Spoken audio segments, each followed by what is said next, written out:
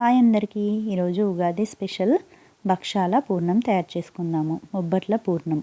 ఇప్పుడు ప్రాసెస్లోకి వెళ్దాము. ఇలా కుక్కర్లో 2 గ్లాసుల శనగపప్పు తీసుకోవాలి. శనగపప్పుకు మునిగే వరకు వాటర్ని పోయాలి. ఇలా పోసాక 3 విజిల్లు పెట్టాలి. 3 విజిల్ల తర్వాత మనకు ఈ శనగపప్పు ఉడుకుతుంది. ఇలా మొత్తం వాటరు పోతాయి. ఇలా పోయాక చూడండి, ఇలా విరిగితే మనకు రెడీ అయినట్టు. మరీ మెత్తగా ఉడకకూడదు.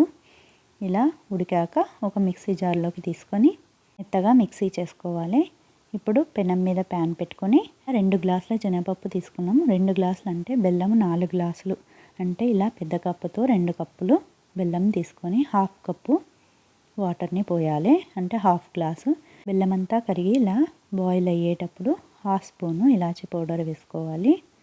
ఇప్పుడు మనం చేసి పెట్టుకున్న పౌడర్ని ఇలా కొద్ది కొద్దిగా వేసుకుంటూ కలపాలి. కానీ మొత్తం వేయకూడదు, కొద్ది కొద్దిగా వేసుకుంటూ కలుపుతూ ఉండాలి, లేకపోతే కింద మాడిపోతుంది. ఇలా కొద్ది కొద్దిగా వేసుకుంటూ మొత్తం కలిసేలా కలుపుకోవాలి. ఇలా మెల్లిగా కలుపుకోవాలి. మనకు మొత్తం కలిసేలా చూసుకోవాలి. ఎక్కడ ఉండలు పట్టకుండా మనకు మొత్తం కలిసేలా ఇలా మంచిగా మిక్స్ చేయాలి. ఇలా మొత్తం మంచిగా మిక్స్ చేశాక ఇప్పుడు మనము దీనిని ఒక 2 నిమిషాలు మూత పెట్టి ఉడికించాలి.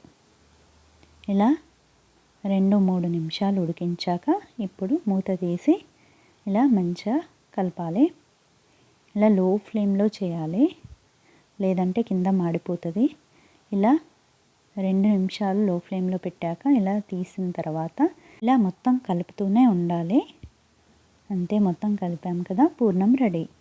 బొబ్బట్లలోకి పూర్ణం రెడీ అయింది. ఈ బొబ్బట్లు తయారీ విధానాన్ని నెక్స్ట్ వీడియోలో చూద్దాము. Thank you for watching.